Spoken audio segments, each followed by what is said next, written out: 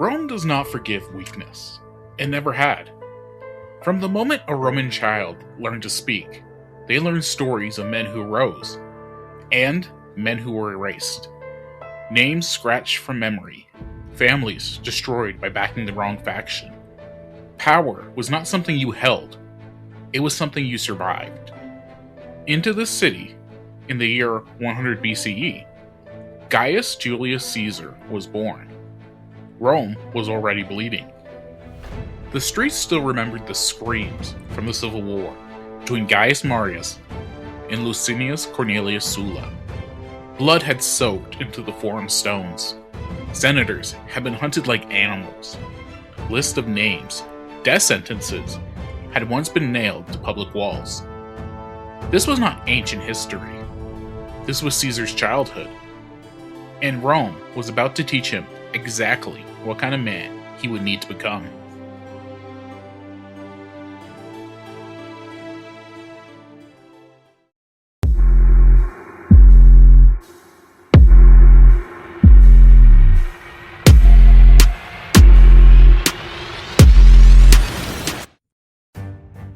Caesar was born into an ancient name that no longer carried power. The Julii traced their lineage back to Venus herself. But mythology doesn't protect you from knives. Caesar's family was respectable, not dominant, important, but not safe.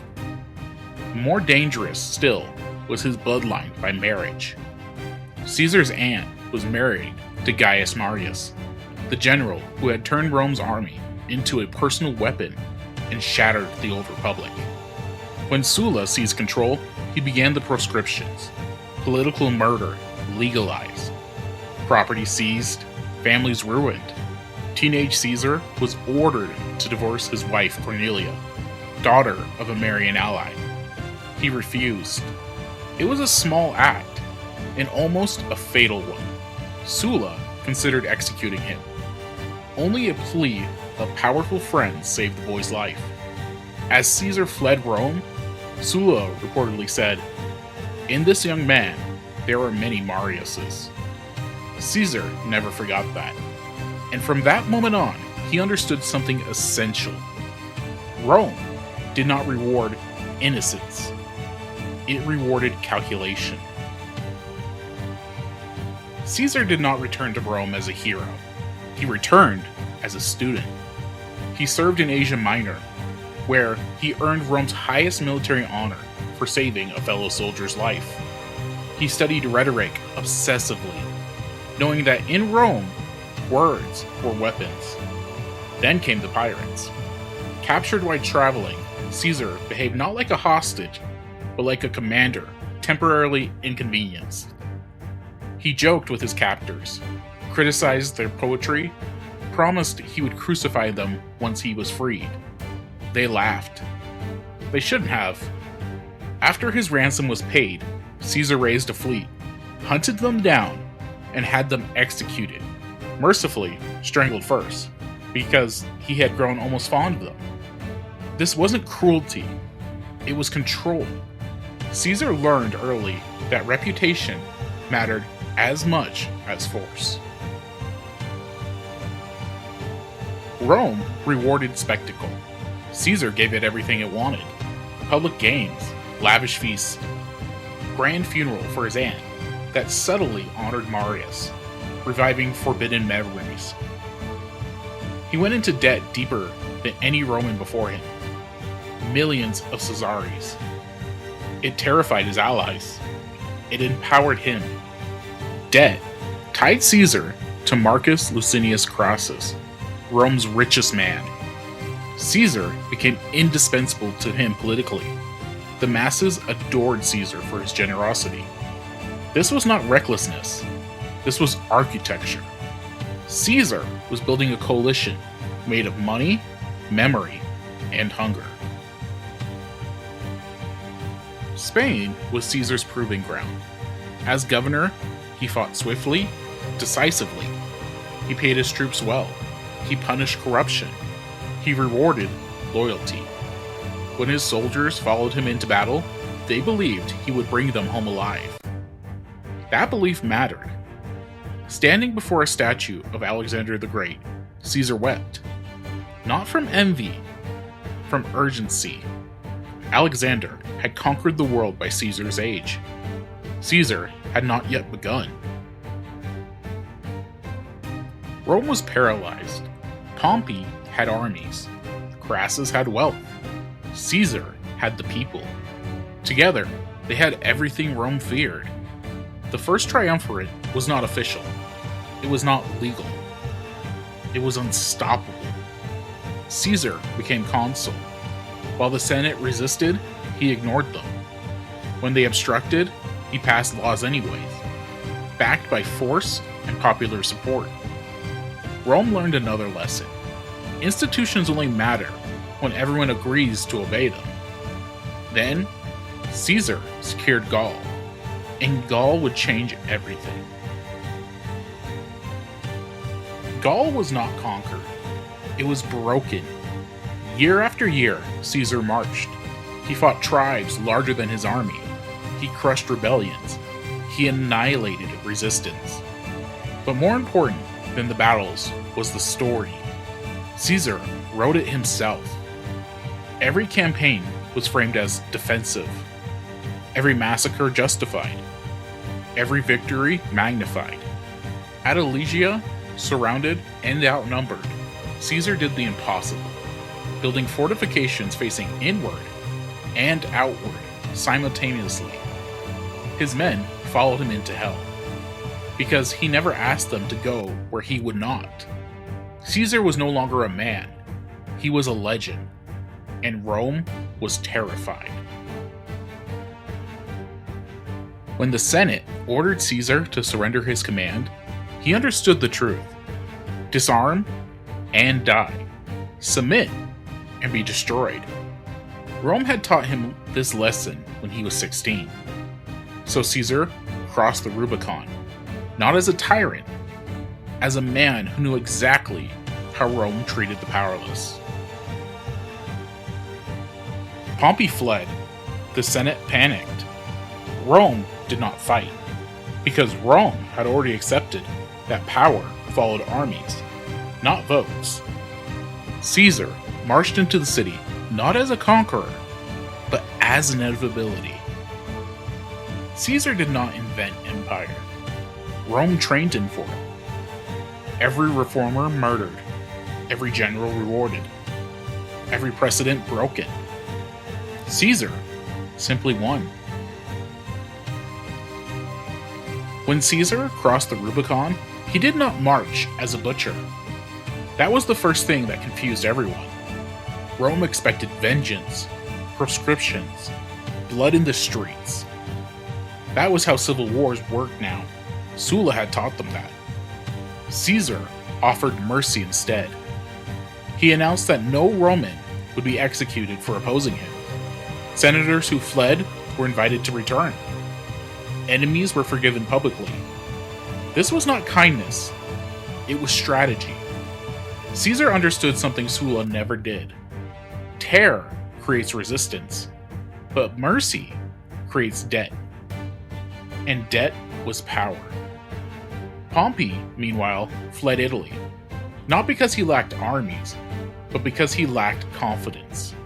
His strength lay in reputation, not decisiveness. Caesar moved faster, thought clearer, took risks. Italy fell without a battle. The Republic collapsed not with a scream, but with silence. Pompey regrouped in Greece, assembling a massive force.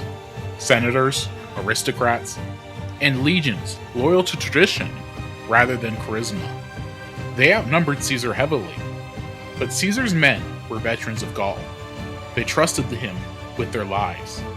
At Pharsalus, Pompey had every advantage, except one: belief.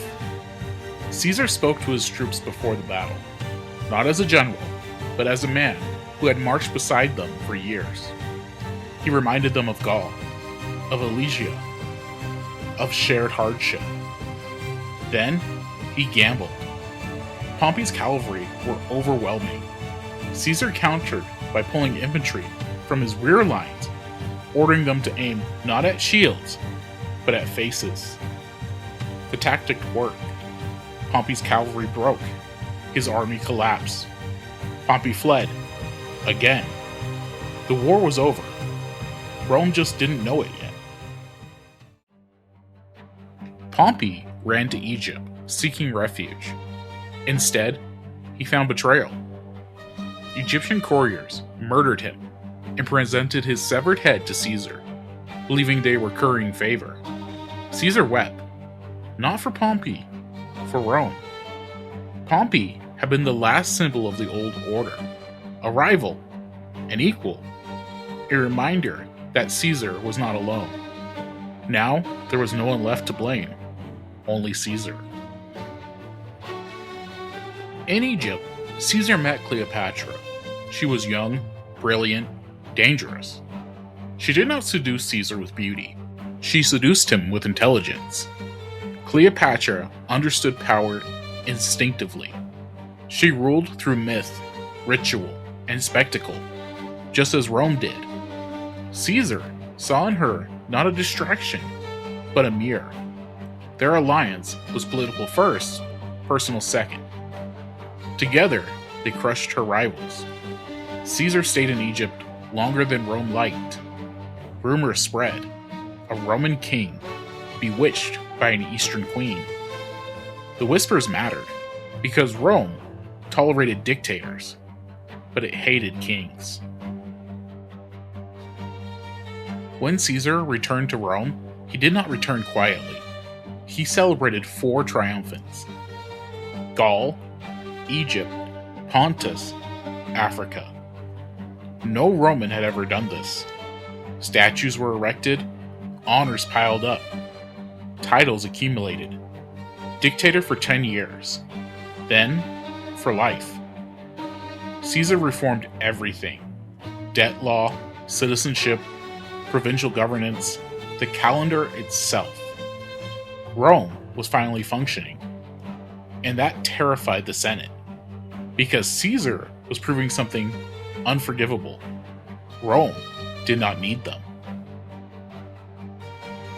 Caesar never called himself king. He didn't need to. The people offered him a crown publicly, twice.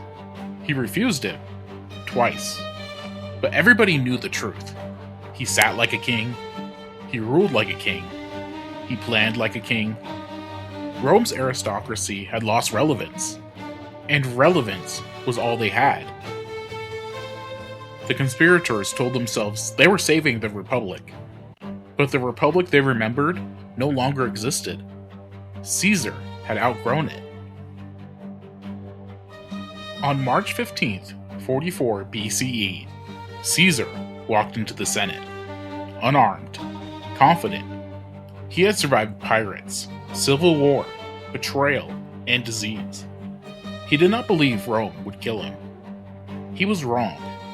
Daggers fell, not from enemies, from men he had forgiven, from men he had promoted, from men who believed murder could resurrect a corpse. Caesar fell at the base of Pompey's statue. Rome watched its future bleed out on the floor. The conspirators thought killing Caesar would restore the Republic. They did not understand what Caesar had become.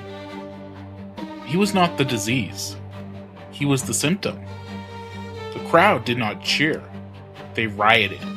When Mark Antony read Caesar's will, leaving money to the people, Rome exploded. Caesar was dead, but his cult of personality lived on, and it would consume them all. Caesar did not live to become emperor, but he made emperors inevitable. He proved one man could command loyalty beyond law. One man could replace institutions with competence. One man could be mourned more than the Republic. Augustus would finish what Caesar started, not by force, but by learning from his uncle's mistakes. Caesar broke the Republic. Augustus would freeze the pieces in place and call it peace.